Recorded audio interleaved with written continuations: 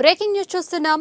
ఆంధ్రప్రదేశ్ డొంకరాయి నుంచి మహారాష్ట్రలోని పూణేకు 210 గంజాయిని కారులో తరలిస్తూ ఉండగా భద్రాచలం ఆర్టీఓ చెక్పోస్ట్ వద్ద Bhadrachalam excise police station CI Rahim Unnisa Begum సిబ్బంది పట్టుకున్నారు. పట్టుకున్న 210 కేజీల గంజాయి విలువ 53 లక్షలు ఉంటుందని పోలీసులు తెలిపారు. గంజాయితో పాటు 5 లక్షల విలువ చేసే కారు, 2 సెల్ ఫోన్లను స్వాధీనం చేసుకున్నారు.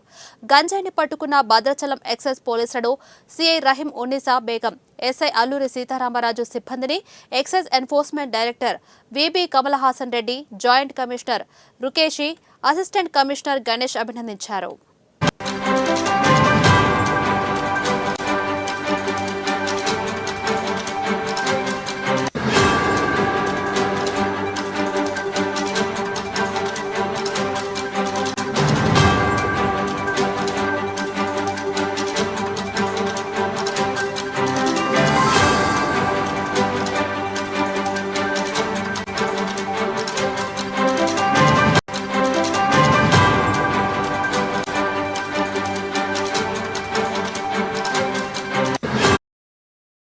బ్రేకింగ్ న్యూస్ చూస్తున్నాం.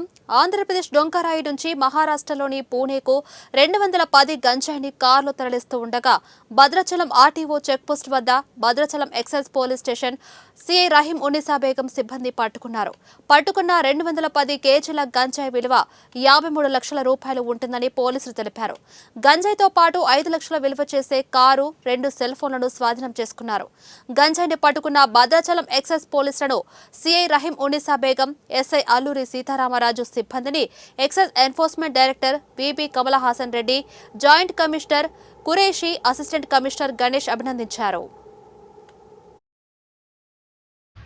ఓకేనా? థాంక్యూ.